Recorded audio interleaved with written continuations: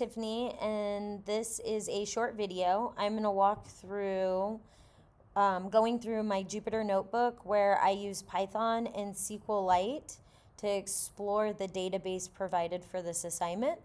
I'll show the main steps, I'll run the code, and I'll describe what I learned along the way. First, I started by importing the packages needed. So I had to install Seaborn because I realized that I didn't have it. Once I installed that, I was able to install the rest or import the rest of the Python packages needed for this assignment. In addition, before installing them, I temporarily disabled all of the warnings so that it wouldn't overload my output in my code. From here, I went ahead and I set up my working directory, and then I loaded the SQLite 3 and connected it to my database that was provided for the assignment. After doing this, I ran a query on SQLite master to list all the tables in the database and load the results into a data frame that I called tables list. And this gave me a quick view of all of the available tables that I started with before querying them.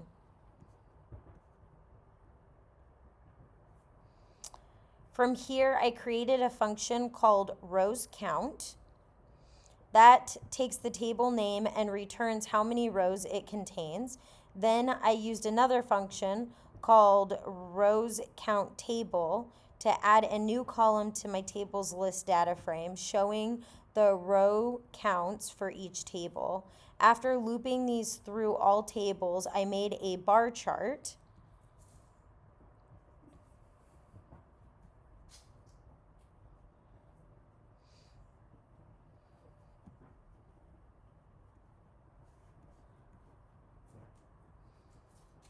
And this created more of a visualization of the results. The chart shows the tracks, shows that tracks is the largest table with over 8,700 rows, followed by invoice items and then tracks. Smaller tables like employees and media types have very few rows. This immediately showed where the most of the data lied in the database. Then I pulled the invoices table into the data frame called invoices and printed the first few rows to verify the data. Then I created a histogram of the invoice totals. The histogram shows that the most invoices fall between $1 and $5, with the occasional hires totaling up to about $25. This suggests that the database represents small digital music purchases, which fits with the business model. From here, I then ran a query to find which customers had the most invoices, and I grouped them by customer ID and counted invoices, sum totals, and added their billing country. This gives me a nice summary of the most active customers. For artists, I joined the artists and albums tables and counted how many albums each artist released, and I sorted the results and limited it to the top 12. Finally, I analyzed the genre counts by the media type. I joined the tracks, genres, and media types table, and then created a table tab to clearly show how many tracks belong to each genre media combination. And then I explored I exported the cross table to Excel as the genre count cross table Excel sheet.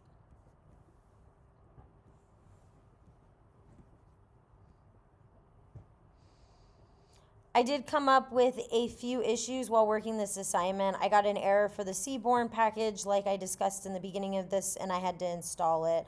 I also had a connection error at first because I used the wrong path file. Switching to the correct directory and using the file name solved that. From here, I also closed out the database and then I reactivated the warnings as discussed for the assignment. So overall, this assignment helped me understand how Python and SQL work together, how to bring SQL results into the pandas for analysis, and how to use visualization and Excel exports to create clear reports. Thanks for watching, and this completes my walkthrough.